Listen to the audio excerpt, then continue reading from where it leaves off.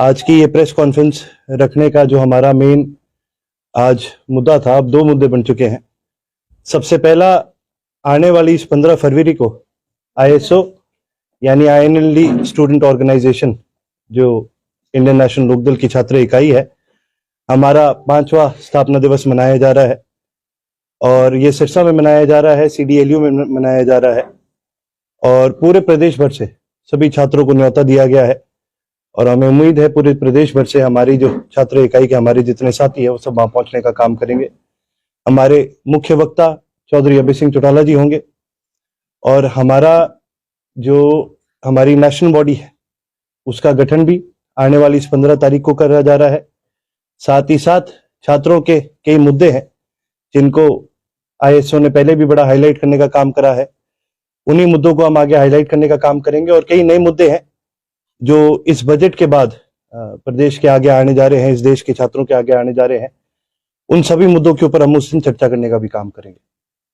साथ ही साथ आईएसओ ने हर साल अपने संगठन के माध्यम से समाज सेवा करने का काम करा है, चाहे वो रक्तदान के कैंप हो, चाहे वो नशा मुक्ति के अभियान हो, चाहे वो कैंपस की सफाई के अभियान हो। हम हर साल 15 तारीख को इस प्रकार से पूरे प्रदेश के अंदर अभियान करते जा रहे हैं, और इस साल भी 15 तारीख को हमने रक्तदान का भी एक अभियान शुरू करा है। और जिस प्रकार से समाज सेवा इस प्रदेश के छात्र हमेशा से करते जाए हैं, उस समाज सेवा की प्रथा को हम आगे बढ़ाने का काम कर रहे हैं। साथ ही साथ आज एक और चीज के बारे में भी आप सभी साथियों से मैं चर्चा करना चाहूंगा कि ये बड़ी एक आज निंदनीय घटना हुई है कि जो हमारे प्रदेश की सरकार है, जो देश की सरकार है, इसने किसानों को रोकने के लिए सिर्फ इस बात के डर से कि भी किसान इकट्ठे हो रहे हैं, पूरे प्रदेश के अंदर एक तरह से सारी रास्तों को, सारे रोड्स को इन्होंने ब्लॉक करने का काम करा है। आप सिरसा शहर के अंदर भी हैं, अगर आप देखेंगे यहां से रानिया की तरफ अगर आप जाएंगे तो किस तरह का सरकार ने ब्लॉक करा है। पहले तो 4-5 टाले मिट्टी के गिरे, फिर उसके बाद कंक्रीट के बैरिकेड लगाए, कंक्रीट के बैरिकेड के बाद जो पुरानी पाइपें पड़ी होती है कंक्रीट की वो लगाई उसके आगे, और फिर उसके आगे पुलिस का बैरिकेड लगाया। आप सोच सकते हैं इतनी भयंकर बैरिकेडिंग सरकार ने आज जो करी है, ये केवल और केवल सरकार का डर आपको दिखाने का काम करता है। एक तरफ इस प्रदेश की और इस देश की सरकार अपने गुणगान गाती है, लेकिन दूसरी तरफ आप ये देखो क्या हालात बन चुके हैं। 13 तारीख के डर में 3 दिन पहले इस प्रदेश की सरकार ने इंटरनेट की सारी सेवाएं बंद कर दी। 3 दिन पहले पूरे प्रदेश को रोक दिया। यहां से आप अपने शहर से किसी दूसरे शहर नहीं जा सकते। किसी को अगर आम जनता को आज के दिन जाने की कोई अनुमति नहीं है। धारा 144 लगाने का काम इस सरकार ने करा है। आप मेरे को ये बताइए, कोई आम आदमी किसी को डॉक्टर के जाना भी हो सकता है, किसी को अपनी रिश्तेदारी में जाना हो सकता है, किसी को काम हो सकता है, किसी का कोई बहुत जरूरी काम हो सकता है। केवल और केवल इस डर की वजह से आज पूरे प्रदेश की जनता को दिक्कतें झेलनी पड़ रही है। हम सभी इस बात की बहुत ज्यादा निंदा करते हैं। बाकी आपकी तरफ से कोई भी सवाल हो आज के दोनों विषयों के बारे में तो आप खुल करके इस बारे में चर्चा कर सकते हैं। उसका आपका जो स्थापना दिवस पे किस तरह के कार्यक्रम रहेंगे? स्थापना दिवस पे हमारा जो एजेंडा है आईएसओ का, उसको विस्तार से डिस्कस किया जाएगा। हमारी क्या विचारधारा है वो आपके आगे रखी जाएगी। और साथ ही साथ दो बड़े एजेंडाज हैं आज के दिन। एक तो स्टूडेंट्स की बढ़ती फीस को लेकर के, आज सरकारी कॉलेजों के अंदर भी स्टूडेंट्स की फीस को बढ़ाया जा रहा है और प्राइवेट कॉलेजेस को ज्यादा बढ़ोतरी दी जा रही है। इसकी वजह से हमारे प्रदेश के अंदर एजुकेशन की एक बड़ी कमी आई है और एजुकेशन की जो क्वालिटी है वो भी गिरी है। आज हमारे प्रदेश का छात्र, इस देश का छात्र अपनी पढ़ाई अच्छी तरह से कर नहीं सकता, और प्राइवेट कॉलेजेस में ज्यादातर जो बच्चे जाते हैं उनके माता पिताओं को लोन उठाना पड़ता है उनको वहां पढ़ाने के लिए। आज हमारे हालात ये बन गए कि बच्चों को पढ़ाने के लिए भी अगर लोन उठाना पड़ जाए तो ये बड़ी निंदनीय चीज है, और इसकी सारी जो जिम्मेवारी है बाद में वो उसी छात्र के ऊपर आती है। और जब उसको सैलरी नहीं मिलती, उसको रोजगार नहीं मिलता, तो वो बेचारा डिप्रेशन की तरफ भी चले जाता है कि कहीं क्राइम की तरफ भी चले जाता है। और दूसरी चीज जो हम एक डिस्कस करना चाहेंगे, एक हमारा बड़ा एजेंडा है जो सरकार ने जो बेसिकली पूरे एजुकेशन सिस्टम को ओवरऑल करने का जो फैसला करा है, जो सेमेस्टर सिस्टम लाने का काम करा है, इसकी वजह से भी छात्रों को बड़ा नुकसान है।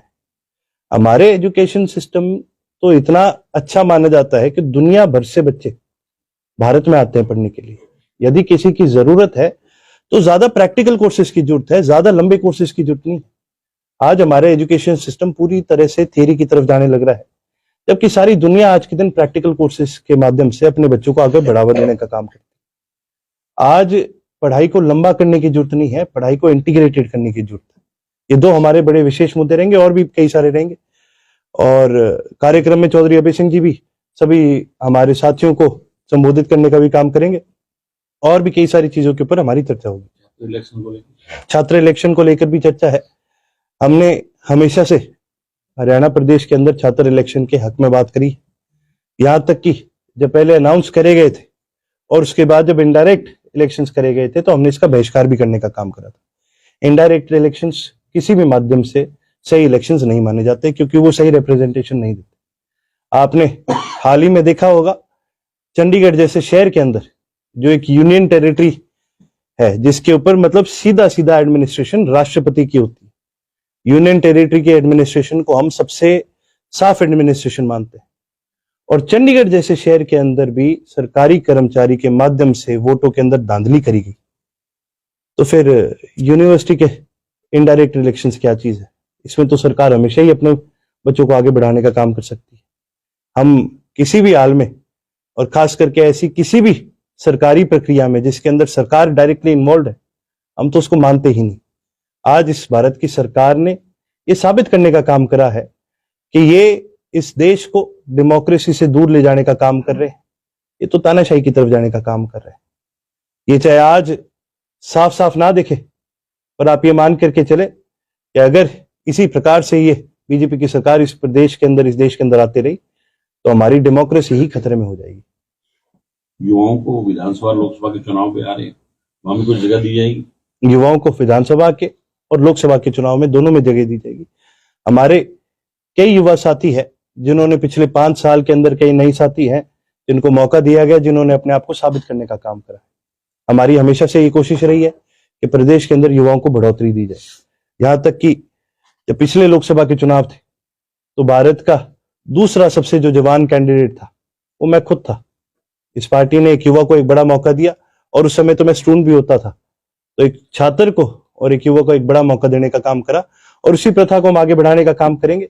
हमारे कई युवा साथी हैं, जैसे कि मैंने कहा, जिन्होंने अपने आप को काफी काबिल साबित करा है। मैं उम्मीद करूंगा कि पूरे जिले की कमेटी, पूरे हल्के की कमेटी उनकी काबिलियत को माने और उनका नाम आगे बढ़ाने का काम करे।